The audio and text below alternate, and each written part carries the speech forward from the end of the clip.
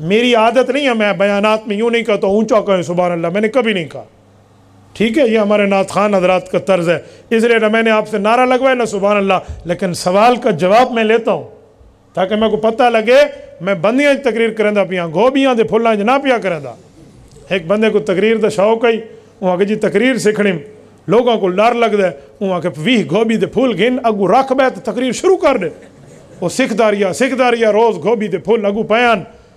एक बार आखा मैं को हुण तकरीर पक गई है, हुण आ गई है, मैं को तकरीर गिन वजो, मैं को स्टेज ते गिन गए, अगू लोग बैठे हैं, वो तो शोदा खड़ोता है, वो तो अगली पिछली फिसर गई, वो तो अल चिट्टू मिनल डगर पत्ता कशे को नहीं हक्का बक तले ले आया यार, तले ले आया, तकरीर नहीं भी की तैं तो आखी पक गई है।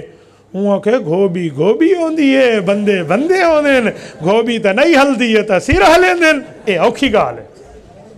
तो गोभियां न बढ़ो तो बंदे बढ़ो। मैं को सवाल तो जवाब देता करो, समझ आई है? बोली आई है? जज़ाकल्लाह।